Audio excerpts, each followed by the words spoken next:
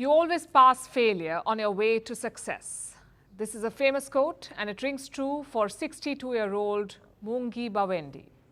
He's a professor at MIT, Massachusetts Institute of Technology. This week, he won the Nobel Prize. He's the co-winner of the Nobel Prize for Chemistry. He got it for developing what are called quantum dots.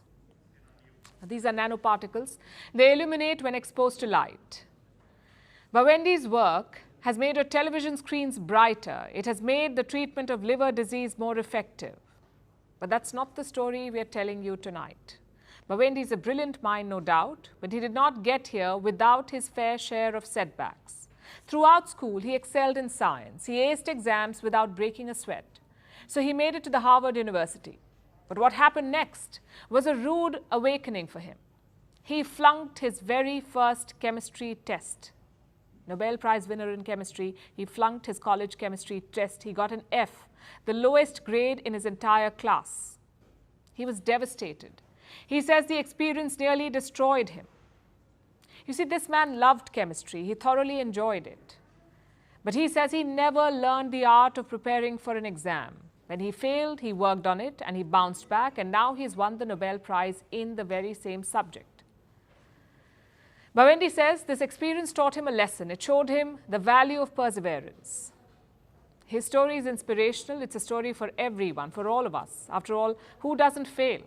We've all been there. Most of us have tanked a test, flopped on a big presentation, or failed a diet.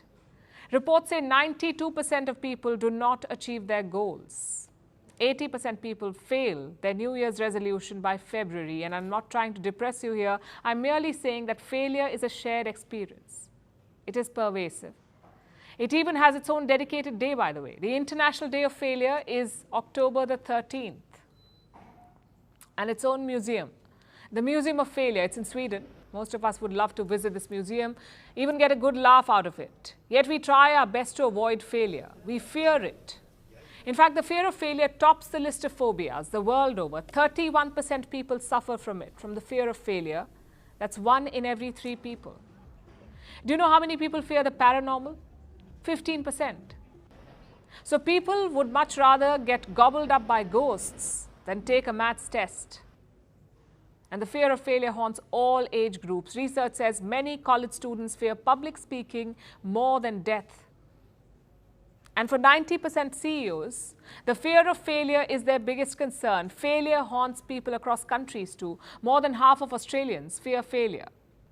The same fear drove more than 13,000 Indian students to suicide in 2021. And the situation is so bad in South Korea that their government is holding campaigns to help people overcome the fear. The question is, why are so many people scared to mess up? For starters, it's the education system, where the ultimate goal is to simply pass exams and not to learn. Failure equals being a loser. Research says overprotective parents are also at fault. In fact, Gen Z has a name for them: snowplow parents. They build a clear, perfect path to success for their child, shielding them from small risks and big failures. And on top of this, social media does not help. It turns every slip-up into an extinction-level cancellation affair. The truth is, none of this helps. Study after study says that failure is necessary. You usually have to fail to succeed. Apple co-founder Steve Jobs was fired from his own company. During his period of exile, he picked up a small graphics company. Later, it was named Pixar Animation Studios. He made Steve Jobs a billionaire. Michael Jordan was dropped from his high school basketball team. Today, he's called the GOAT. Early on, Oprah Winfrey was fired from her job as a TV news anchor. Today, she's one of the greatest TV personalities in the world. Amitabh Bachchan was rejected from a radio job because of his voice. Today, the Indian star actor is known for it. My point is, no one simply emerges at the top. Anyone with a resume of accomplishments has a resume of failures and humiliations too. The fear of failure is important, yes, especially for people with dangerous jobs like paratroopers or bomb diffusers, because for them, failure can have dire consequences. It's the difference between life and death. So how do they, much like anyone, tame their fear? By tapping into their reserves of courage. After all, to fail is human, but to rebuild oneself after it is an act of courage.